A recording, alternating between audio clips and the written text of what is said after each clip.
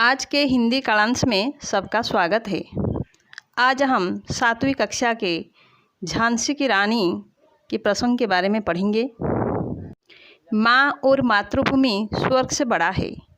प्राचीन काल में हमारे समाज में नारियां का स्थान ऊंचा था। उस समय पुरुष के समान नारियां भी देश और जाति के लिए अपने को बलि चढ़ा देती थी। ऐसे ही एक वीरांगना नारी थी जिसने मर्दानी के साथ अंग्रेज़ों के विरुद्ध देश की स्वाधीनता के लिए लड़ते लड़ते शहीद हो गए। बच्चों, इतने कई नारियां थे हमारे देश में जो स्वाधीनता के लिए अंग्रेज़ों के विरुद्ध लड़ते लड़ते शहीद हुए थे। उनमें से झांसी की रानी लक्ष्मीबाई अन्यतम है। चलिए आज हम झांसी की रानी के बारे में पढ़ेंगे। हे हिम्मत तो निकल आगे। घोड़े पर सवार एक बालक ने अपने पीछे घोड़े पर आती एक बालिका से कहा। उसके स्वर में चुनौती थी। अच्छा तो यह बात, दौड़ा घोड़ा। अपने घोड़े पर जमकर बैठते हुए बालिका ने चुनौती स्वीकार की। दोनों घोड़े हवा से बातें करने लगे। थोड़ी देर में ही बालिका ने अपने साथी को जा पकड़ा। बराबर आते हुए बोली, अब बोलो और देखो हिम्मत। यह कहते कहते वो तेज़ी से आगे निकल गई।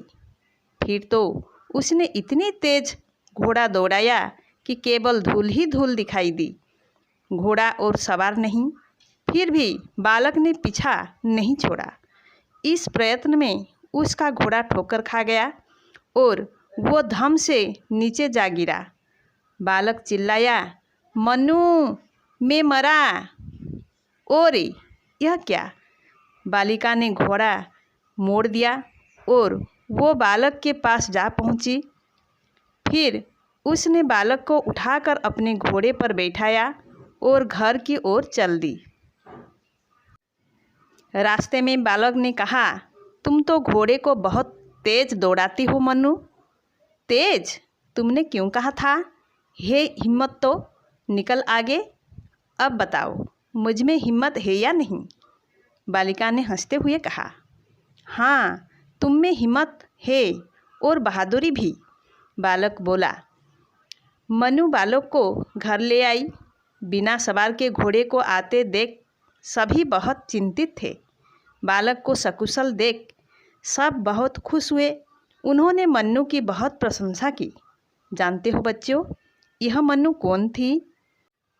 यह थी मोरोपंत तांबे की बेटी, जो आगे चलकर झांसी की रानी लक्ष्मीबाई के नाम से प्रसिद्ध हुई। और यह बालक था पेशवा बाजीराव का पुत्र नाना साहब। मन्नू नाना साहब की मुँह बोली बहन थी। मन्नू का जन्म वाराणसी में हुआ था। वो 3-4 वर्ष की ही थी कि उसकी माता का देहांत हो गया।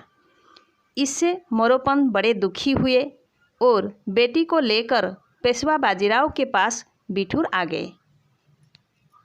पेशवा बाजीराव मन्नू को बहुत प्यार करते थे। उसकी सुंदरता को देखकर वे उसे छबीली कहा करते थे। बाजीराव ने अपने पुत्र नाना साहब और राव साहब को घुड़सवारी सिखाने का प्रबंध किया तो मन्नू कैसे पीछे रहती। वो भी उनके साथ घुड़सवारी करने का अभ्यास करती थी और थोड़े दिनों में वो अच्छी घुड़सवार बन गई। नाना साहब और राव साहब के साथ मन्नू भी हथियार चलाना सीखने लगी। थोड़े ही दिनों में उसने तलवार चलाना, भाला, बर्छा फेंकना और बंदूक से निशाना लगाना सीख लिया। वो तरह तरह के व्यायाम करती। कुश्ती और मल्लखम्ब तो उसके प्रिय व्यायाम थे। जब मन्नू सयानी हो गई तो उसकी शादी झांसी के राजा गंगाधर राव के साथ हो गई। झांसी में जाकर मन्नू रानी लक्ष्मीबाई कहलाने लगी।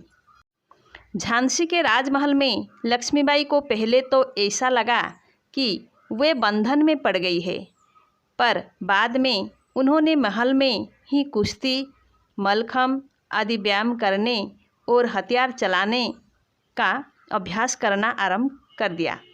उन्होंने स्त्रियों से कहा, तुम अपने को कमज़ोर मत समझो, खूब परिश्रम करो और शरीर को मजबूत बनाओ। वे दासियों को भी अपनी सहेली समझती थी।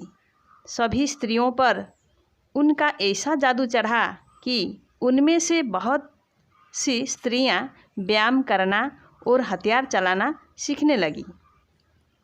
लक्ष्मीबाई धार्मिक ग्रंथों का श्रद्धापूर्वक पढ़ती थी। वे दान पुण्य भी खूब करती थी।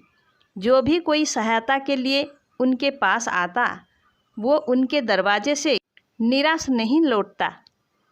रानी के इस व्यवहार से झांसी के लोग उन्हें बहुत चाहते थे। कुछ समय बाद लक्ष्मीबाई ने एक पुत्र को जन्म दिया। झांसी में प्रसन्नता की लहर दौड़ गई। यह बालक अभी 3 महीने का भी नहीं हुआ था कि चल बसा। महाराज गंगाधर राव इस धक्के को सहन नहीं कर सके और गंभीर रूप से बीमार पड़ गए। अपना अंत समय नज़दीक जानकर महाराज ने अपने ही वंश के एक बालक को गोद ले लिया, ताकि झांसी की गद्दी का वारिस ना रहने पर अंग्रेज उसे हड़प ना कर जाएं। बालक का नाम था दामोदर राव गंगाधर राव। इसके कुछ दिन बाद महाराज गंगाधर राव का देहांत हो गया। झांसी में शोक के बादल छा गए। महाराज का देहांत होते ही अंग्रेजों को झांसी पर अधिकार करने का अवसर मिल गया। उन्होंने महाराज द्वारा गोद लिए बालक को उनका वारिस स्वीकार नहीं किया और झांसी को अपने राज्य में मिला लिया। सन 1857 में देश में जगह जगह अंग्रेजों के खिलाफ विद्रोह शुरू हो गया था। कानपुर विद्रोहियों का गढ़ था। नाना साहब उनके नेता थे। कानपुर से विद्रोह की लहरें झांसी तक आ पहुंची। झांसी की छावनी के सिपाहियों ने अपने कुछ अंग्रेजों अफसरों को मार डाला। यह देख बच्चे खुचे अंग्रेजों ने अपने बाल बच्चों को रानी के पास भेज दिया।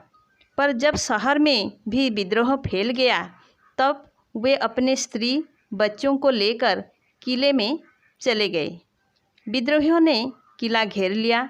तब अंग्रेजों ने किला छोड़ने का निश्चय कर लिया।